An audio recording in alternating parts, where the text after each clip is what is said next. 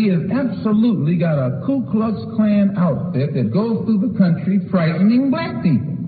Now, I say that it's time for black people to put together the type of action and unit that is necessary to pull the sheet off of them so they won't be frightening black people any longer.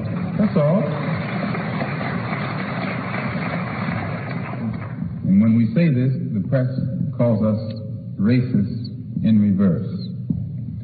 Don't struggle only within the ground rules that the people you're struggling against has laid down. Why, this is insane. But it shows you how they can do. They make with skillful manipulating of the press, they're able to make the victim look like the criminal, and the criminal look like the victim. Right now, in New York, we had a couple cases where police grabbed the brother and beat him unmercifully, and then charged him with assaulting them. They use the press to make it look like he's the criminal and they're the victim. This is how they do it. And if you study how they do it here, then you'll know how they do it over here. It's the same game going all the time. And if you and I don't awaken and see what this man is doing to us, then it'll be too late. They may have the gas ovens already built before you realize that they're hot. One of the shrewd ways that they use the press to project us in the eye or image of a criminal, they take statistics. And with the press, they feed these statistics to the public, primarily the white public. Because there are some well-meaning persons in the white public as well as bad-meaning persons in the white public.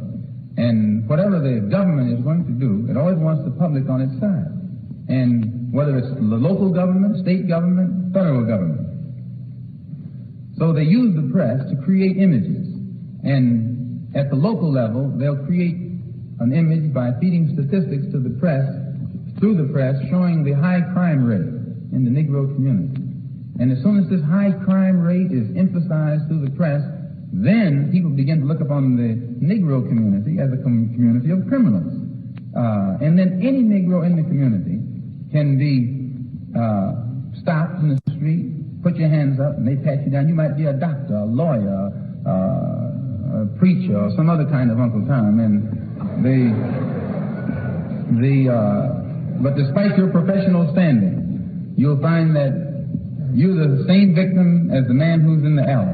Just because you're black and you live in a black community which has been projected as a community of criminals. This is done. And once the public accepts this image also, it paves the way for a police state type activity in the Negro community. They can use any kind of brutal method to suppress blacks because they're criminals anyway. And what has given this image? The press. I was in Africa. I read about them over there.